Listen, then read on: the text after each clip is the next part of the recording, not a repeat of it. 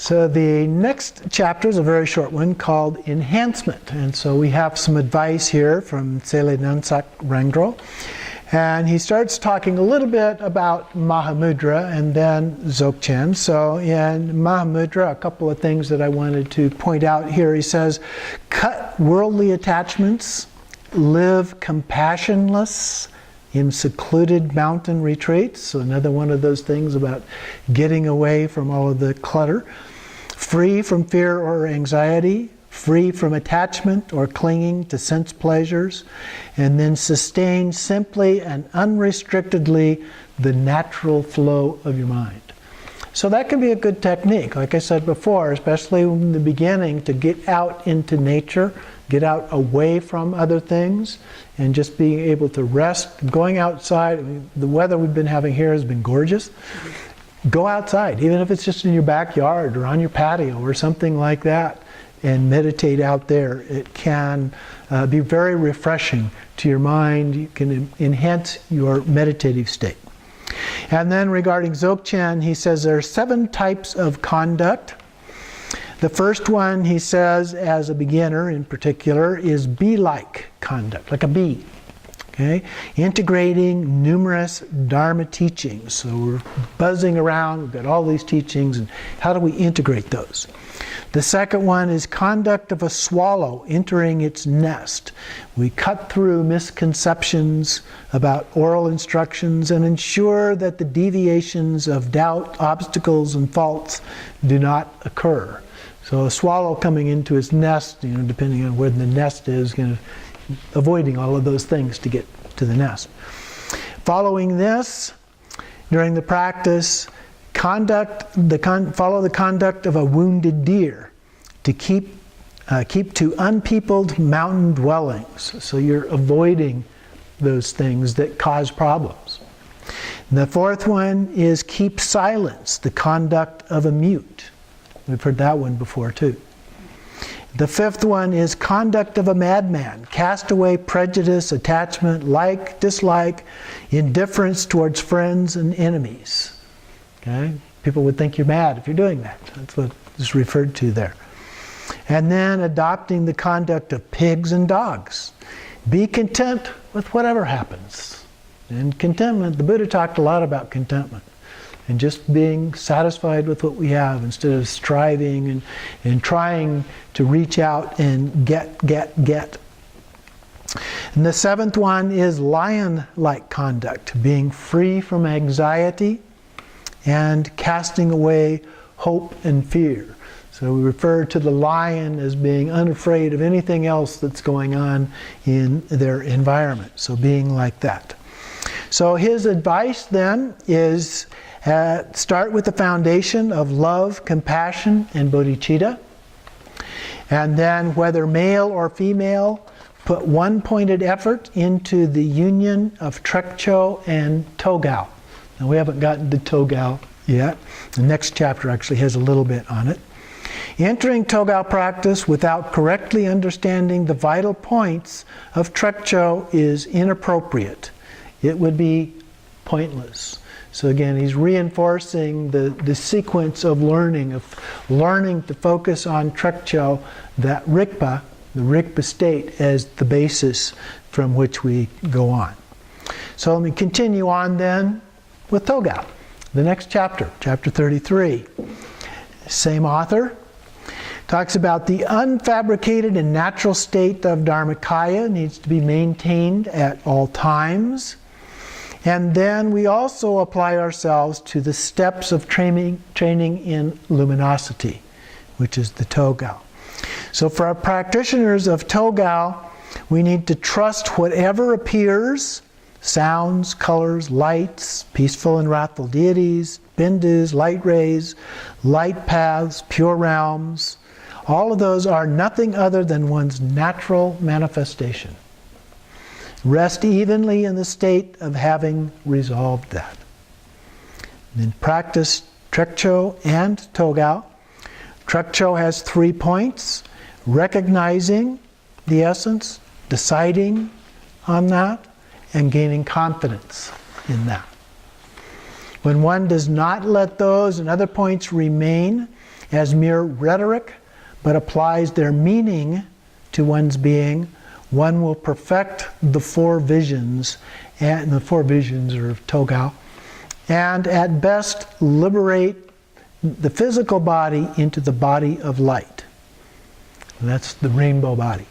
And then the next best is attaining stability. The third best is the bardo of Dharmata, and knowing how to enter at the time of luminosity and dissolving into that union. So that's the bardo, the appearance of clear light. You've recognized it, at least the approximation of that, what we think it is, in our practice, and then we use that to recognize it as we move into the bardo, and it's called the child clear light recognizing the mother clear light, and that's the union that it's talking about here. Those come together, and when that happens, we attain enlightenment. So this is a short text called Dzogchen Practice in Everyday Life from His Holiness Dilgo Khyentse Rinpoche. The everyday practice of Dzogchen is simply to develop a complete carefree acceptance and openness to all situations without limit. We should realize openness as a playground of our emotions and relate to people without artificiality, manipulation, or strategy. We should experience everything totally, never withdrawing into ourselves as a marmot hides in the hole. This practice releases tremendous energy, which is usually constricted by the process of maintaining fixed reference points. Referentiality is the process by which we retreat from the direct experience of everyday life. We present in the moment, being present in the moment may initially trigger fear, but by welcoming the sensation of fear with complete openness, we cut through the barriers created by habitual emotional patterns. When we engage in the practice of discovering space, we should develop the feeling of opening ourselves out completely to the entire universe. We should open ourselves with absolute simplicity and nakedness of mind. This is the powerful and ordinary practice of dropping the mask of self-protection, ego. We shouldn't make a division in our meditation between perception and field of perception. We shouldn't become like a cat watching a mouse. We should realize that the purpose of meditation is not to go deeply into ourselves or withdraw from the world. Practice should be free and non-conceptual, unconstrained by introspection and concentration. Vast, unoriginated, self-luminous wisdom space is the ground of being, the being and the end of confusion. The presence of awareness in the primordial state has no bias toward enlightenment or non-enlightenment. This ground of being, which is known as pure or original mind, is the source from which all phenomena arise. It is known as the Great Mother, as the womb of potentiality in which all things arise and dissolve in natural self-perfectedness as absolute spontaneity. All aspects of phenomena are completely clear and lucid. The whole universe is open and unobstructed. Everything is mutually interpenetrating. Seeing all things as naked, clear, and free from obscurations, there is nothing to attain or realize. The nature of phenomena appears naturally and is naturally present in the time-transcending awareness. Everything is naturally perfect, just as it is.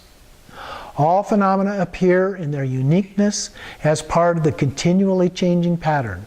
These patterns are vibrant with meaning and significance at every moment, yet there is no significance to attach to such meanings beyond the moment in which they present themselves.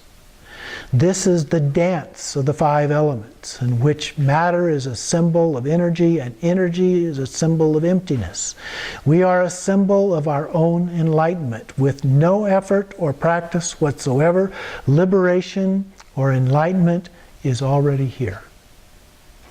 The everyday practice of Dzogchen is just everyday life itself. Since the undeveloped state does not exist, there is no need to behave in any special way or attempt to attain anything above and beyond what you actually are. There should be no feeling of striving to reach some amazing goal or advanced state. To strive for such a state is a neurosis, which only conditions us and serves to obstruct the free flow of mind. We should also avoid thinking of ourselves as worthless persons. We are naturally free and unconditioned. We are intrinsically enlightened and lack nothing. When engaging in meditation practice, we should feel it to be as natural as eating, breathing, and defecating. It should not become a specialized or formal event bloated with seriousness and solemnity. We should realize that meditation transcends effort, practice, aims, and goals, and the duality of liberation and non-liberation. Meditation is always ideal. There is no need to correct anything. Since everything that arises is simply the play of mind as such, there is no unsatisfactory meditation and no need to judge thoughts as good or bad. Therefore, we should simply sit. Simply stay in your own place, in your own condition, just as it is. Forgetting self-conscious feelings, we do not have to think, I am meditating. Our practice should be without effort, without strain, without attempts to control or force, and without trying to become peaceful. If we find that we are disturbing ourselves in any of these ways, we stop meditating and simply rest or relax for a while. Then we resume our meditation. If we have an interesting experience, either during or after meditation, we should avoid making anything special of them. To spend time thinking about experiences is simply a distraction and an attempt to become unnatural. These experiences are simply signs of practice and should be regarded as transient events. We should not attempt to re-experience them, because to do so serves to distort the natural spontaneity of mind. All phenomena are completely new and fresh, absolutely unique, and entirely free from all concepts of past, present, and future. They are experienced in timelessness. The fourth time. The continual stream of new discovery, revelation, and inspiration which arises at every moment, is the manifestation of our clarity. We should learn to see everyday life as a mandala, the luminous fringes of experience which radiate spontaneously from the empty nature of our being. The aspects of our mandala are the day-to-day objects of our life experience moving in the dance or play of the universe. By this symbolism, the inner teacher reveals the profound and ultimate significance of being. Therefore, we should be natural and spontaneous, accepting and learning from everything. This enables us to see the ironic and amusing side of events that usually irritate us. In meditation, we can see through the illusion of past, present, and future. Our experience becomes the continuity of nowness. The past is only an unreliable memory held in the present. The future is only a projection of present conceptions. The present itself vanishes as soon as we try to grasp it. So why bother with attempting to establish an illusion of solid ground? We should free ourselves from past memories and preconceptions of meditation. Each moment of meditation is completely unique and full of potentiality. In such moments, we will be incapable of judging our meditation in terms of past experience, dry theory, or hollow rhetoric. Simply plunging directly into meditation in the moment now, with our whole being free from hesitation, boredom, or excitement, is enlightenment.